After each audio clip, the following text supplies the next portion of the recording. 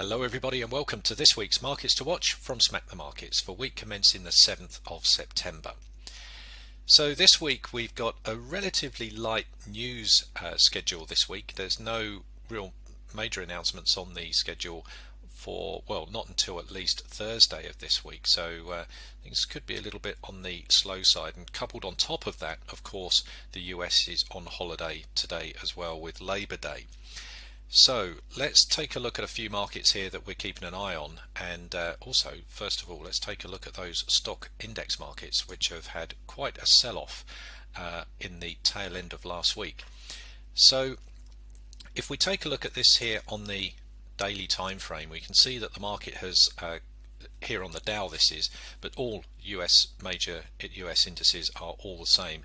You can see that they've had a huge sell-off over the past, well, Thursday and Friday of last week, and the market's sort of now come down back into some critical sort of levels. So it's really just taken the heat out of the daily moves here on these daily time frames. Having said that, there are some critical levels really that these markets are now coming up to, which could, if we see further weakness, start to make these higher time frame trends start to put them into question.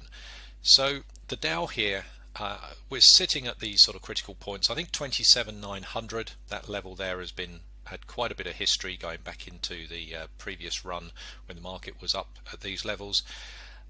It's also back into the moving average zone here. We can see that there has been some rejection to the short side here as well, and again further support at the 27 sort of 700 zone as well. So if the market can find support here, we could be seeing another test towards these highs. Otherwise, I think if 27,900 gets taken out, we could start to see some incremental moves to the short side. If we just take a look at this on the 4-hour time frame, we can see the price action in a little bit more detail. Now, interestingly enough, one of the big questions, of course, is what's been driving these markets higher. Now, the Financial Times has been reporting that the big buyer of tech stocks, which has been behind the drive of this rally, is now known to be SoftBank. So that's certainly looking interesting, and reportedly what they also say is that this is expected, they're still expecting to drive the markets higher again. So we might see some support in the markets around here. Again, today is Labor Day, so US is closed, and I think we just need to focus on these sort of critical levels. And for us, I think at the moment the 28,160 up here, you can see has been a level that has been very good to us in the past, very useful for trading. If the market gets above here, then we've got that next sort of trading window up towards 28,340. If we find that there's too much resistance here and the market rolls over, well, of course, on the bottom side of this, we've got that 28,000 and that 27,900. Again, been a very sort of critical price structure point here for this market too. So there's some very clear decision points to the short side and also to the long side on these markets, and certainly going to be interesting which way these go once the cash market opens tomorrow. What we'll be looking for here is very much sort of intraday opportunities between these structure points at the moment. So let's come over and take a look at gold at the moment as well, because gold, like a lot of these precious metals, haven't been performing too well as the dollar has been increasing, putting pressure on the precious metals.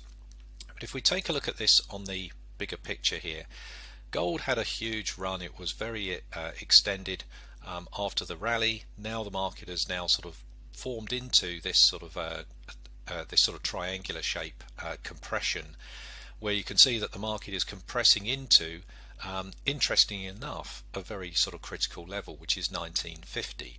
So we know that this type of price pattern, what tends to happen is once the compression gets too great, the market will break out one way or the other.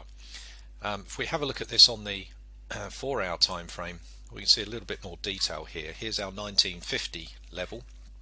If we just sort of zoom out of this, so here's the 1950 sort of level. You can see that the market's sort of contained at the moment between 1950 and the lower level here of 1920. If 1920 gets taken out, then we've got that next trading window to the short side of 1873.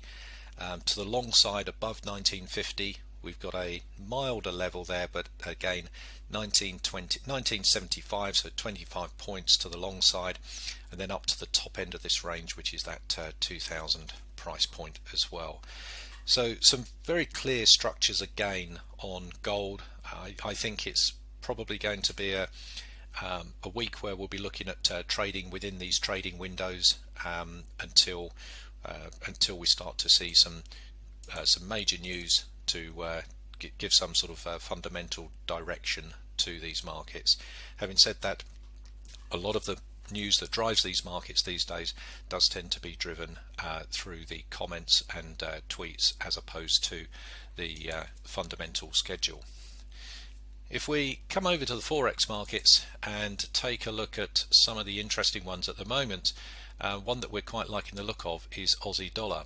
Now, this market has had a very good run lately. If we have a look at this on the weekly, we can see a very strong recovery here on the Aussie against the dollar.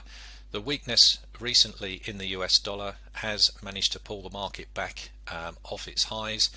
But again, that dollar is in a very strong short trend at the moment, and if that does weaken, and that's certainly what we're all eyes are on at the moment, whether that dollar will roll over and weaken, then the Aussie here is poised for a strong move to the long side. And coming back into the daily time frame, we can see that the market has pulled back into support, back into the daily, and we've got a relatively small bullish candle from the yesterday's session forming here in the moving average zone as well. So again, breaks to the long side here, looking bullish here for the Aussie market too. So there's a few markets there that we're keeping a close eye on going into the beginning of this week. I certainly hope it helps and look forward to speaking to you next time. Bye for now.